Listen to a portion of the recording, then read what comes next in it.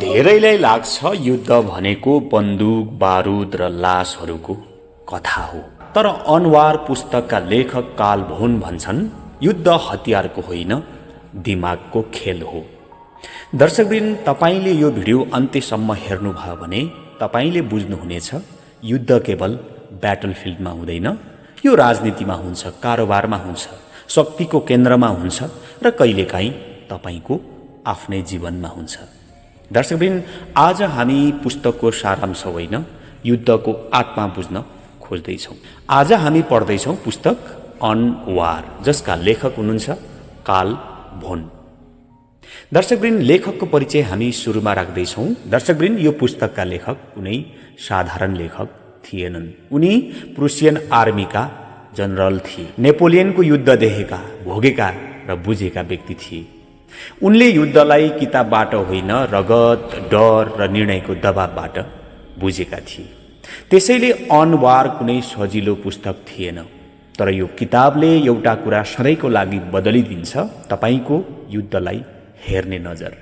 दर्शकवृन्द, सुरुमा युद्धको मूल परिभाषा हामी यहाँहरूको बिचमा राख्दैछौँ। लेखकको सबैभन्दा प्रसिद्ध लाइन हो, war is not merely an act of policy but a true political instrument.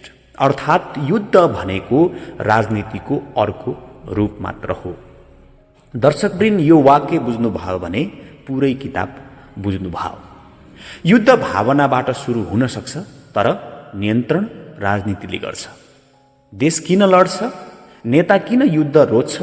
किन शान्ति भन्दा हिंसा छानिन्छ? उत्तर एउटै छ, राजनीतिक उद्देश्य। दर्शकवृन्द, war is equal to passion, chance and reason. लेखकले युद्धलाई 3 शक्तिको त्रिकोण भने। नम्बर 1 छ प्यासन, नम्बर 2 चान्स र नम्बर 3 छ रिजन। यदि यी 3 मध्ये एउटा बिग्रियो भने युद्ध नियन्त्रण बाहिर जाने गर्छ।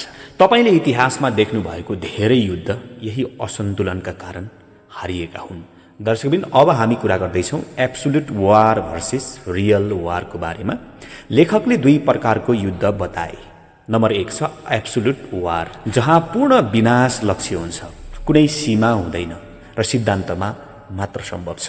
अर्को छ रियल वार, राजनीतिले सीमित बनाएको युद्ध, संसाधन, जनता, दबावले बाँधिएको युद्ध, वास्तविक संसारको युद्ध।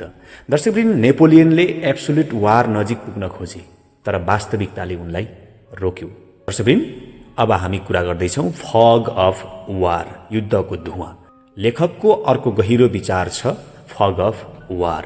युद्धमा सूचना अपूर्ण हुन्छ, युद्धमा गलत खबर फैलिन्छ, युद्धमा निर्णय अस्पष्ट हुन्छ, युद्धमा डर हावी हुन्छ। कमान्डरले निर्णय गर्नुपर्छ अधुरो जानकारीमा। दर्शकवृन्द, यहाँ जित्ने मान्छे त्यो होइन जो सबै जान्दछ, तर त्यो हो जो अनिश्चिततामा पनि निर्णय गर्न सक्छ। दर्शकवृन्द, फ्रिक्सन। अब हामी कुरा गर्दैछौँ फ्रिक्सन, युद्धको अदृश्य शत्रु। कागजमा युद्ध सजिलो हुन्छ, वास्तविकतामा हरेक सानो कुरा बिग्रन्छ। लेखक यसलाई भन्छन् फ्रिक्सन। आदेश ढिलो पुग्छ, सैनिक थाक्छ, मौसमले साथ दिँदैन, योजना भत्किन्छ। महान रणनीति पनि सानो गल्तीले हार्न सक्छ। दर्शकवृन्द, अब हामी कुरा गर्दैछौँ सेन्टर अफ ग्राभिटीको बारेमा।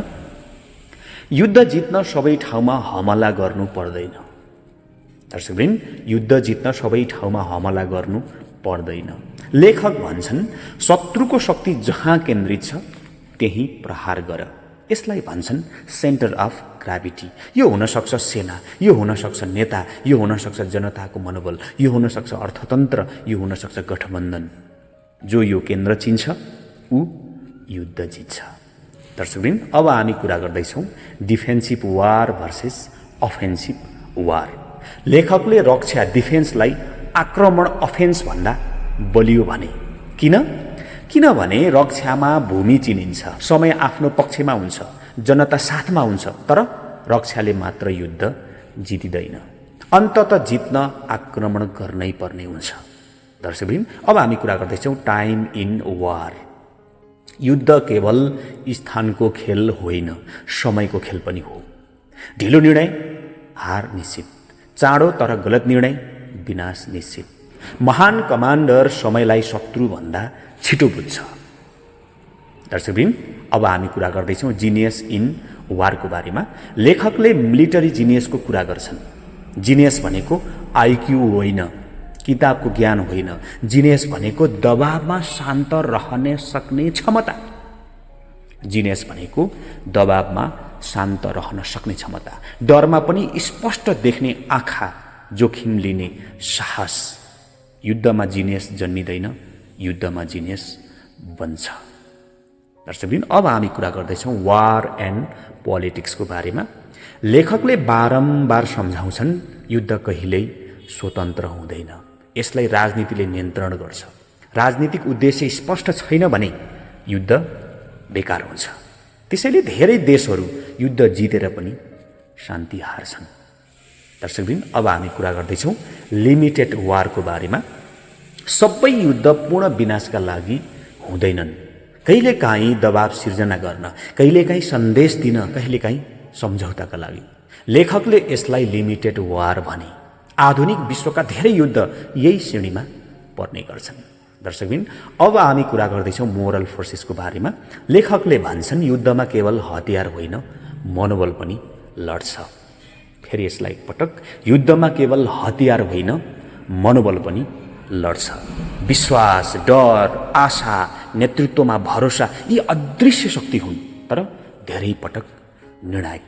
दर्शकवृन्द, अब हामी कुरा गर्दैछौँ युद्धको अन्त्य कहिले भन्ने बारेमा। यो प्रश्नको हामी जवाब खोज्दैछौँ। लेखकको गहिरो प्रश्न छ, युद्ध कहिले रोकिन्छ? उत्तर छ, जब राजनीतिक उद्देश्य पूरा हुन्छ वा जब लागत लाभभन्दा धेरै हुन्छ। बुद्धिमान नेता यहाँ युद्ध रोक्छ, मूर्ख नेता यहाँ युद्ध बढाउँछ। दर्शकवृन्द, अब हामी कुरा गर्दैछौँ मोडर्न वर्ल्डमा पुस्तक अन वार भन्ने शीर्षकको बारेमा। आज व्यापार युद्ध, सूचना युद्ध, साइबर युद्ध, मनोवैज्ञानिक युद्ध सबै ठाउँमा यो पुस्तक लागू हुन्छ। हतियार बदलिएका छन्, युद्धको आत्मा बदलिएको छैन। दर्शकवृन्द, तपाईँको लागि यो किताबको अर्थ के छ त? हामी अब यो बारेमा कुरा गर्दैछौँ। यो किताब तपाईँलाई हिंसक बनाउँदैन, तपाईँलाई चतुर बनाउँछ। तपाईँ शक्ति बुझ्नुहुन्छ, निर्णय बुझ्नुहुन्छ र सङ्घर्षको मनोविज्ञान बुझ्नुहुन्छ। दर्शकवृन्द, लेखकले युद्धलाई महिमा दिएनन् तर सत्य देखाए। उनी भन्छन् युद्ध अपरिहार्य हुन सक्छ तर अन्धो हुनु हुँदैन। यदि तपाईँले शक्ति बुझ्नु भयो भने तपाईँ युद्धबाट जोगिन पनि सक्नुहुन्छ, तर यदि बुझ्नु भएन भने युद्ध तपाईँलाई खोज्दै आउँछ। दर्शकवृन्द, यो पुस्तक युद्धको होइन, मानव स्वभावको कथा हो। यदि तपाईँ शक्ति बुझ्न चाहनुहुन्छ, यदि तपाईँ राजनीति बुझ्न चाहनुहुन्छ र जीवनको सङ्घर्ष बुझ्न चाहनुहुन्छ, यो किताब तपाईँको लागि हो। दर्शकवृन्द, आजको भिडियो यति नै। यो भिडियो कस्तो लाग्यो कृपया लाइक, सेयर अनि सब्सक्राइब गर्न नबिर्सनुहोला। अर्को भिडियोमा भेट्नेछौँ, तबसम्मको लागि बिदा माग्छु। धन्यवाद, नमस्कार।